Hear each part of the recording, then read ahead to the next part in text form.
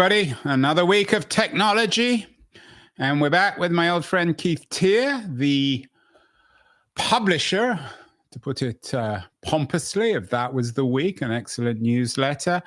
Arthur C. Clarke, one of the great thinkers on technology, had three laws. And the first law is perhaps the most famous, the one that suggests that any sufficiently advanced technology is indistinguishable from magic. And one of the implications, I think, of that is that any sufficiently advanced technology, when used, if it is indeed indistinguishable from magic, appears as if we're cheating, because magic is a form of cheating. And that's the subject of this week's newsletter on a very advanced technology, AI, perhaps the most advanced technology that humans have ever created. And the title of Keith's editorial this week is Who's Cheating?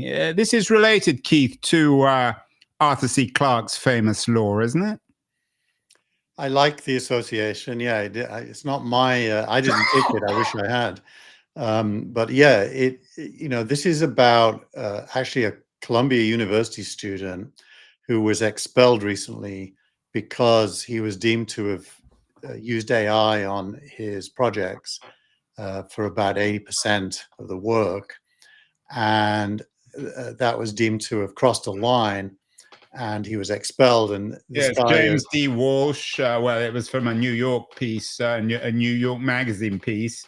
Everybody is cheating, and it's about a character of Chungking Roy Lee from Columbia University. Exactly. So, it kind of raises a question.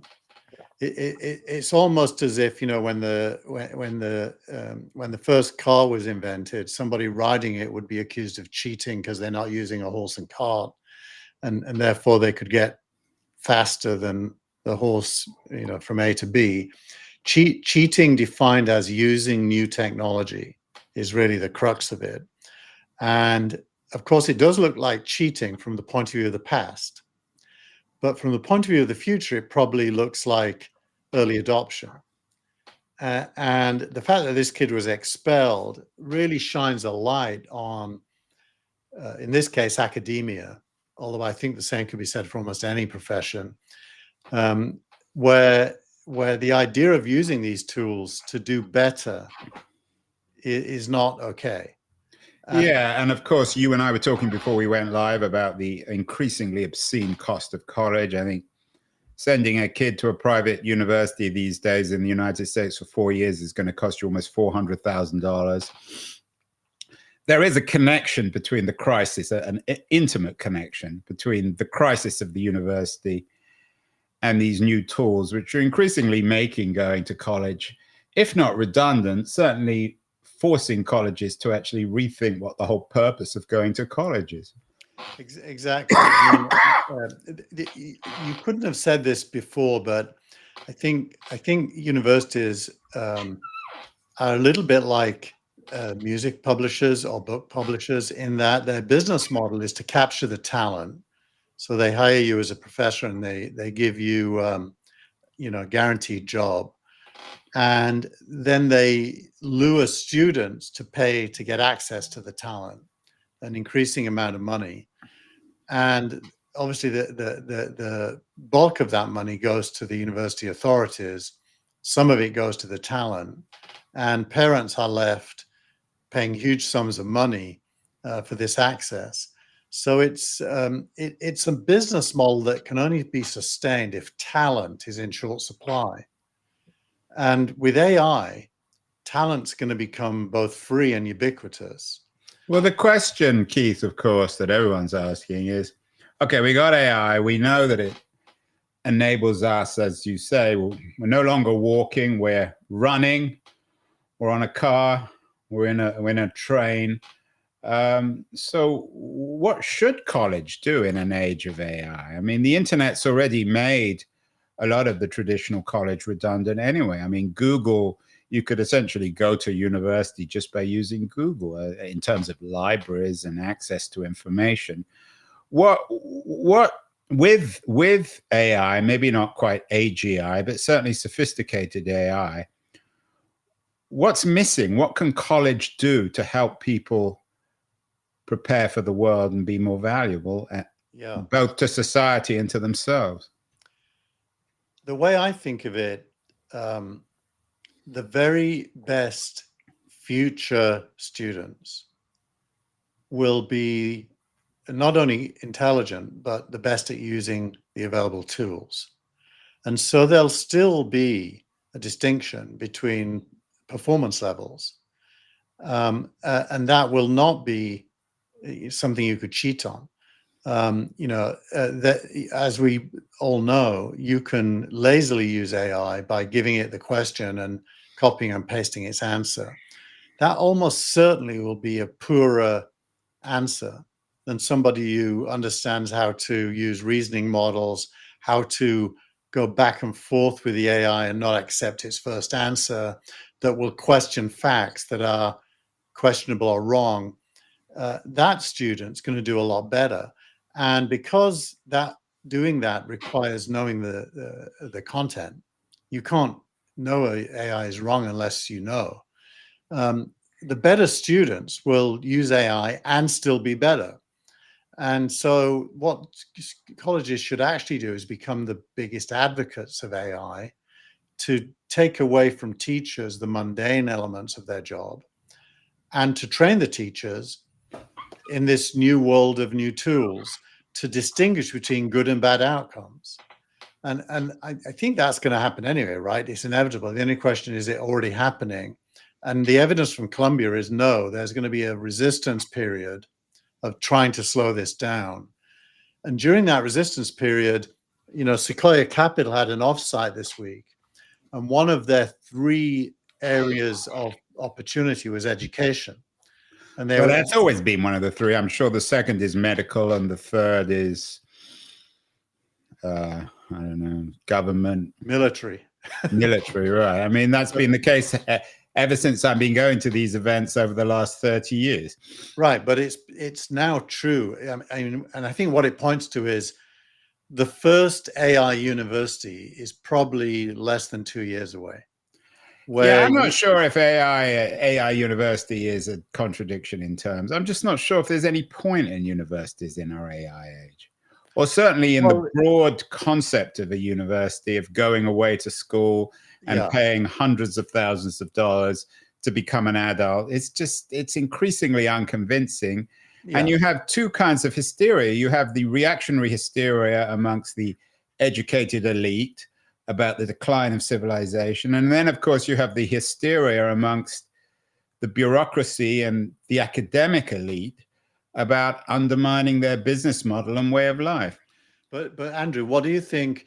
I think that credentials and both peer judgment and the judgment of more experienced people with younger people, credentials and judgment won't go away. Universities probably should and will, but I don't think credentials and judgment. Well, what is a credential without a university? What is a credential? Well, that's a great question, but I think there might be some good answers to it. It doesn't sound like you have an answer to it. It's a business opportunity. So I would say in my case, it would be some things won't change. Understanding of the body of work for a discipline will still be important. Being able to take your own point of view on that body of work and its relevance to now will still be a skill. Being able to define strategies and tactics from a body of work related to a problem will still be a skill. So there'll still be a distinction between, just like when you hire someone, you try to discern how good they're going to be at the tasks that you're hiring them for. That doesn't go away. It's a dying world, Keith. Ooh. But the world that you and I grew up with, of universities, of that kind of credentialism, is dying. It's being replaced. It's not entirely clear what it's being replaced with, which I think explains the hysteria, the reaction. And I think it also explains a lot of the weird hysterical politics of our age too. The hatred of expertise on the one hand, and then the hatred of experts, of the people who are hating them. Meanwhile, on the web itself, something may be dying, which is the web, according to Casey Newton. He writes about something called the dying web, and that's not being changed to another country, another color. Dying means that the web is going away, according to Casey Newton. I think Casey might be a little bit late to this meme. And Andrew is so disturbed by the concept that he's throwing up in the background. Yeah, I'm mourning the web. It's gone. It's finished. But he might be late. How many pieces, Keith, have we read or talked about the dying web? I mean, what was the remark about notes or announcements of my death have been exaggerated? Certainly the web have the right to say that. Yeah, so I think that, look, the web defined by Casey really means the open internet with www addresses. It's the Google web. It's the web Google web. It's Web 2.0. Right. And this isn't really a lament for the web, actually. When you read it, it's a lament for the challenge of publishers getting traffic. He believes that the blue links in Google are the only way that a publisher can get traffic to its content. And he thinks that as Google's web search is replaced both by itself and by others by AI, those blue links are going away, and therefore publishers' traffic is going to shrink, and therefore traditional publications are going to be in more mortal danger than they already are. That's really the essence of what he's writing about. And I do think that is true and false at the same time. A little bit like the education debate, good content is still going to be in demand by educated consumers of content. Finding it is going to, evolve from web search to all kinds of other things. Most of the AIs now have references and links. And so and the AIs are mainly subscription models.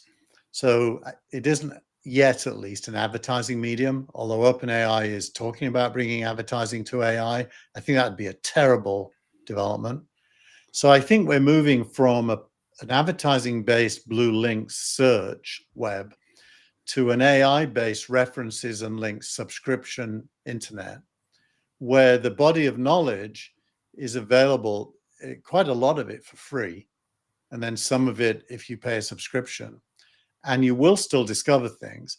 And I also think that subscription via tools like RSS to feeds from the New York Times and other like publications will still be attractive to people who want to read those publications. Well, that's what That Was the Week is. And that's I'm not sure it's a business model, but that's your modus operandi with That Was the Week. This week, Anthropic launched its Claude web search API.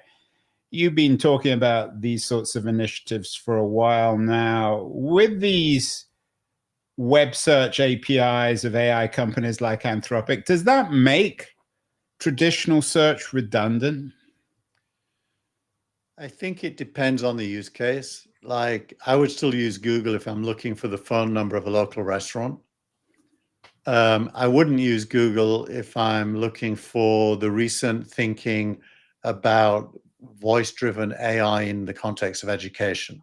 But Keith, you're sufficiently living in the future. I hope you never call your local restaurant. In fact, I hope you never even use your phone. I don't. Why would you ever call your local restaurant? Well, it's just an example. Google's useful for phone numbers because it's deterministic. Nobody uses the phone anymore. Think of it as deterministic versus probabilistic. When was the last time you and I even spoke on the phone? You have this amazing... Probably 1998. Yeah, you have an amazing ability, which is rare, to focus on my example, not my substantive point. You're saying you tell me to shut up. My substantive point is that deterministic outcomes Google search is still pretty good for. probabilistic stuff AI is better at. And Google, by the way, if you think of cheating and slowing things down, as we talked about with universities, Google's introduction of AI at the top of search is its version of trying to slow down this change. But in doing so, it's already telling us it knows AI is better than search results for a lot of things. And therefore, it's kind of predicting its own future demise. And its challenge is, the innovator's dilemma is how aggressively to close down the past and embrace the future without killing itself. Yeah, and it's, of course, Microsoft went through that, and it seems to have survived. Google now is going through the same experience. It had a very bad week. Its shares slid as it became clear in one of these antitrust trials that Apple is seeking AI alternatives to Google search. So what's the connection with Apple here? It was a better week for Apple than it was for Alphabet. You know, my kind of conspiracy theory brain kicks in on this one. I think Apple and Google have a common interest in fighting off regulatory attempts to break them up. And I think Apple here is coming to Google's rescue by helping make the case that Google doesn't have a monopoly and that the market is entirely capable of killing Google. So there's no need for the government to do so. So I think Eddie Q is probably telling the truth. That and Eddie Q was their former VP of what, strategy? He still is. He has the same job. So I think when he testified and said this, he wasn't lying, but I do think it was helpful to Google for him to say it. Yeah, and it was the same VP of legal strategy or regulatory affairs at Google who seemed to have screwed that one up as well. Meanwhile, MG Siegler is writing about good vibrations between Apple and Anthropic. Is there a new alliance? You know, I mean, Apple couldn't acquire Anthropic, but certainly those two A's, are they the new powers that be in comparison with Google? Yeah, you know, we actually said a few weeks ago that Apple should acquire Anthropic, I think. Or was it Perplexity or both of them? I think it's up one or the other, actually. And this is evidence that we were smelling the coffee in the right way. This is a potential deal for Apple to build Anthropic AI. It already builds in OpenAI, now Anthropic AI, but in a specific context of Apple's tool called Xcode, which developers use to write applications. And Anthropic is the very best coding AI.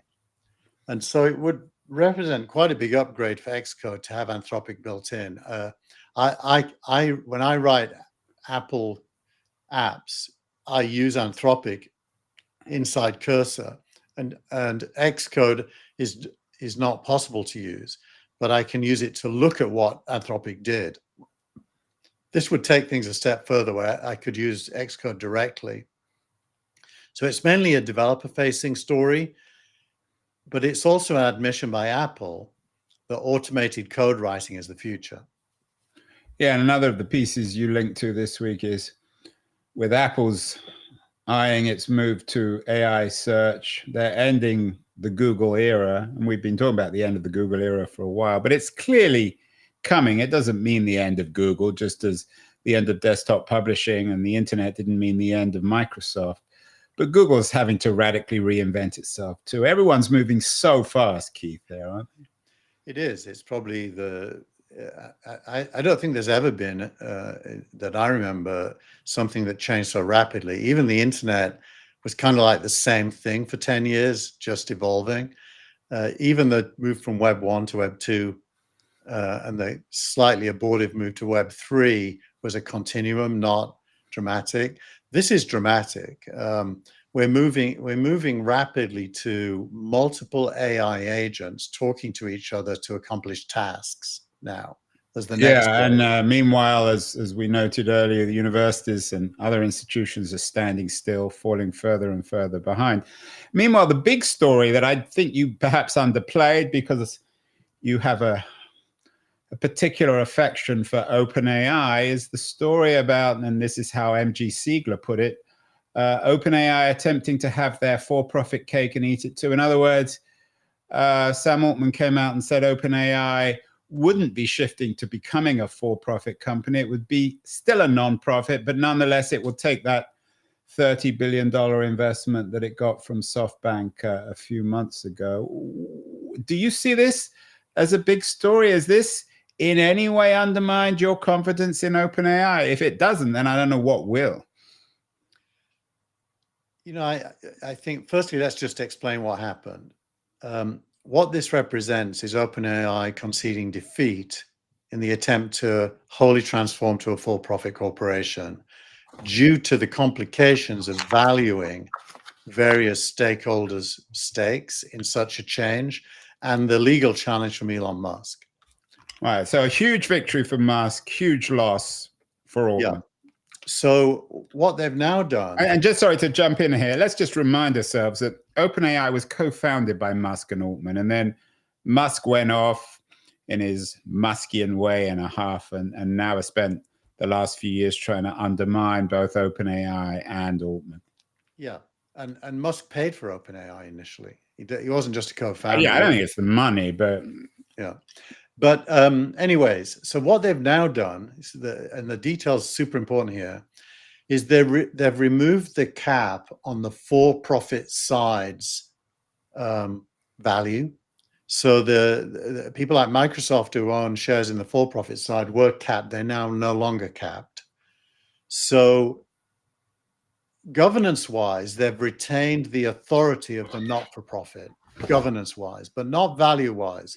They've fixed the value of the not-for-profit as a shareholder in the for-profit. So it's not going to grow anymore percentage-wise. And it may not even grow in absolute terms. So the future growth is all inside the for-profit, and it's no longer capped. So actually, OpenAI has fairly cleverly navigated its problems to create the outcome it wanted, which is a for-profit winner inside of its existing structure. Well, that's the best case reading, Keith, of it. For our interview of the week, I interviewed Keach Hagee, who is Wall Street Journal writer, one of the best, an award-winning writer. She's also the author of The Optimist, the new biography of Sam Altman that's out in the next couple of weeks. Her reading, I'm not saying she knows more than you, but she spends a lot more time on this, is she's much more in the MG Siegler camp, is that what's emerging at OpenAI is a profoundly unnatural company, a company which is trying to have it both ways, both being for-profit and non-profit. And in the long run, it's just not viable. Just to borrow a word that you used to like and perhaps still likes, OpenAI is a unicorn in the real world. And as we know, there's no such thing as actually unicorns. Well, I think, look, I don't think they're trying to have their cake and eat it too. I think they're now unambiguously in favor of being for profit. There's not even a narrative any longer that their mission... What did he say this week? So why is he saying that? Well, because... Why is it even a victory then for Musk? It's a victory because they couldn't go the whole way.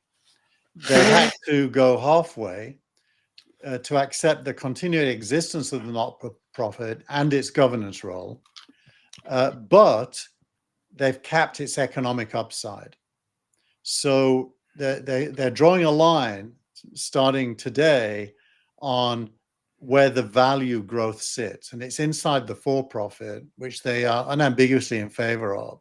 So I don't think they're being hypocritical at all. I think they're legally challenged to accomplish what they wanted. So they figured it a different way, but they're not hypocrites. Well, I'm not talking about hypocrisy. I'm talking about the creation of a company that just doesn't make any sense. When I had my startup, we had a guy, a typical sales guy, and he was always full of these cliches. And the one I always loved of him is you can't be half pregnant, which is certainly true of sales. Either you have a sale or you don't. Yeah. And it seems to me with what he's doing is he's trying to make OpenAI half pregnant. Well, Uh, tell me if you think this is fair, Andrew. But I think Altman, for the last 2 years, has agreed with that and determined to get rid of the not-for-profit. So he kind of agreed and said, let's get fully pregnant with profit. Why? Because the cost of building OpenAI is so huge, it needs large amounts of money, and money doesn't come unless the people supplying it can make a profit. So I think he's been on that side for a couple yeah, of years but now. no one's arguing that. Look, it's obvious, and that's why he got pushed out in the first place. And this is what I talk to Keach Hagee about, and she's very, very good on this. I mean, it's obvious he wants a for-profit company. He's not committed to the non-profit ideal. That's why he got pushed out in the first place. Yeah, So but there's no doubt of what Sam Altman wants. But he won. Problem is that he can't get what he wants within OpenAI. Actually, I think if you read the detail of this outcome, he's got exactly what he wants, with one compromise. The not-for-profit still has a governance role. So why is it a victory for Musk then? Why is it being interpreted as a victory for Altman Musk? couldn't get 100% of what he wanted. He got 80% of what he wanted. So here's the Keach Hagee reading, which I think is pretty interesting. She thinks that this will make it harder and harder for actually OpenAI to raise money in the future because of this cloudiness, the complexity of this weirdly unnatural corporate structure that he's building. Maybe we should bring her on this show and we can discuss it. But anyway, let me finish. So her argument, and I think this makes more sense, it's kind of interesting, is that ultimately Altman's most important relationship is with Trump.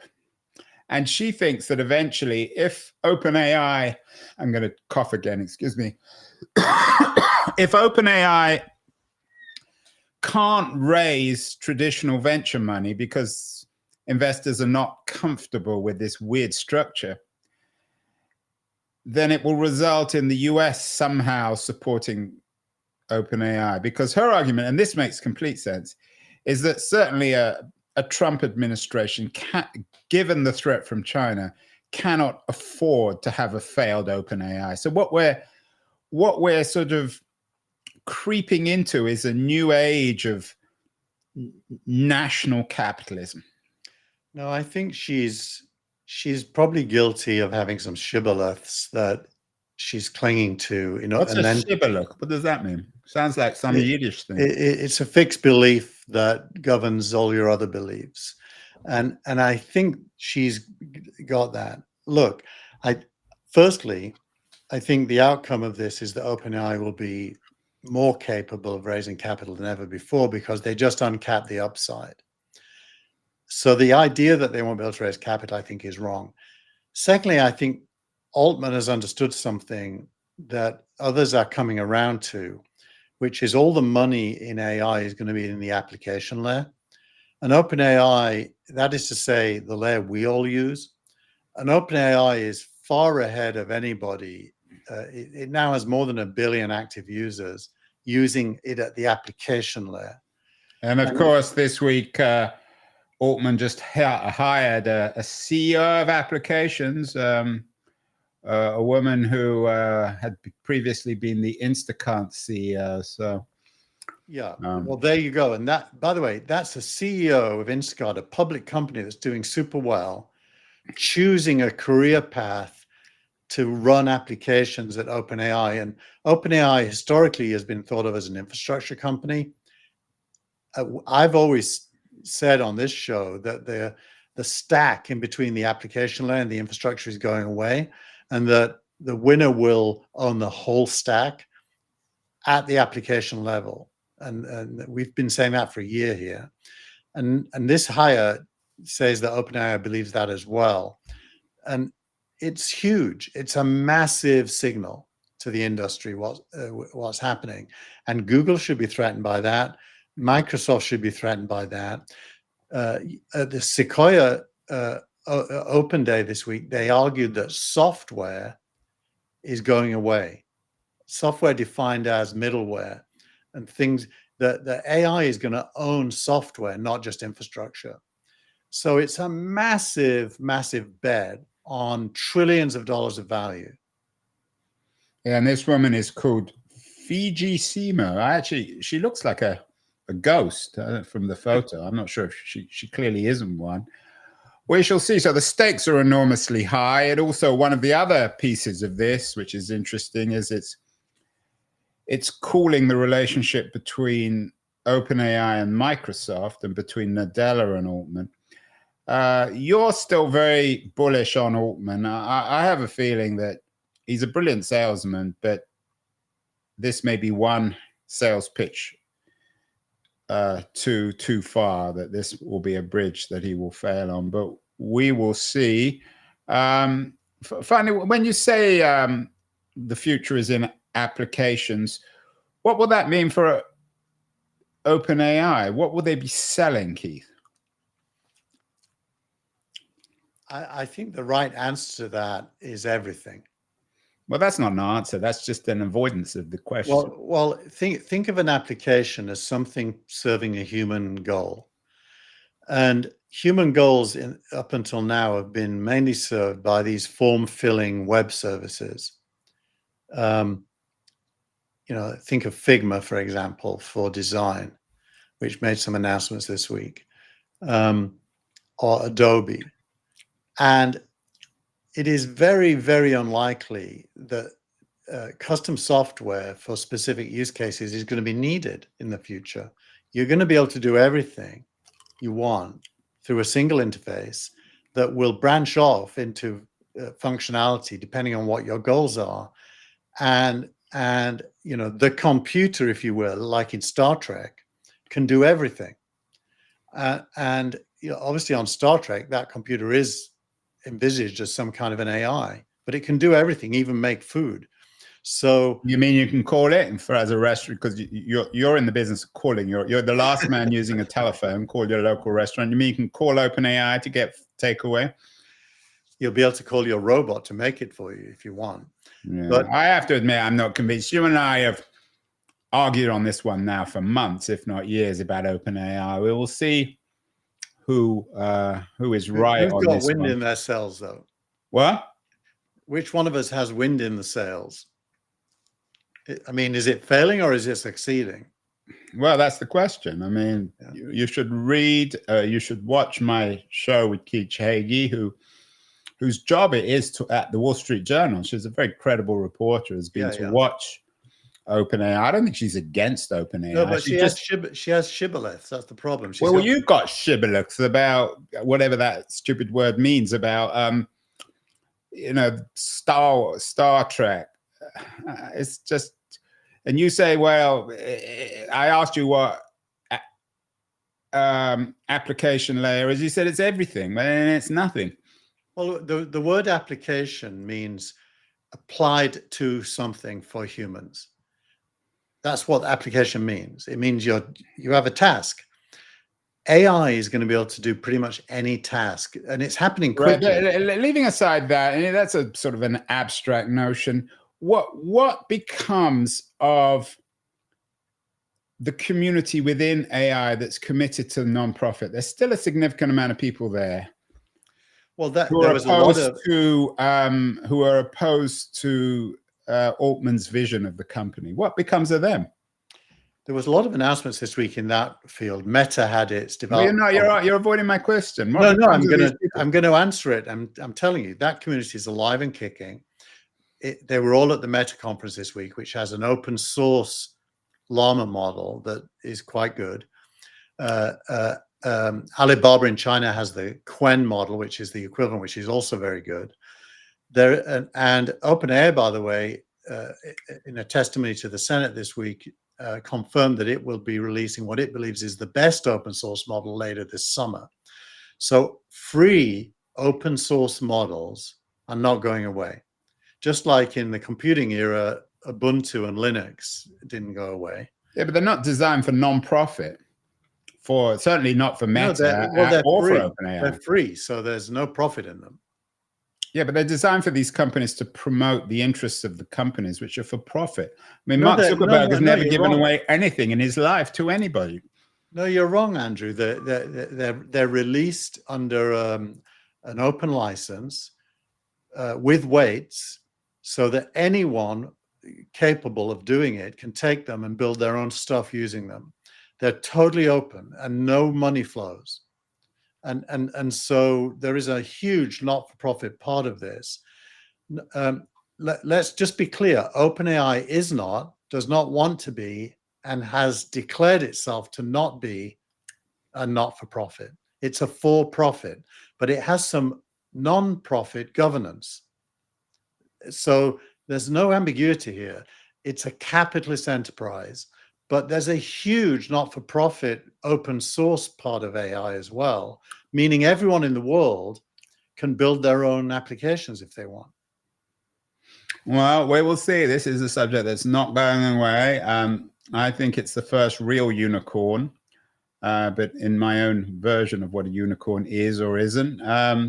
Lots to talk about, Keith. We will come back next week. Meanwhile, Spurs are playing Manchester United in the Europa League final. So maybe we can do a special edition of That Was the Week from Bilbao in a couple of weeks. Wouldn't that be, I'm scared to go because you've beaten us 3 times this season already. And I mean, a 4th seems unlikely. Well, the other 3 are completely meaningless games. And I'm just as scared as you are. We both expect disaster. We will see. Maybe we can, if we lose, we can use the excuse that we're a non-profit. Well, we certainly not winners, that's for sure. The one thing we can say about Daniel Levy at Spurs is he is all for profit. There's no non-profit at Spurs. We will talk again next week, Keith. That was the week. Fascinating week. OpenAI, Google, Apple. More of this next week. Have a great week, everyone, and we'll see you in a week. Thanks, everyone. Bye.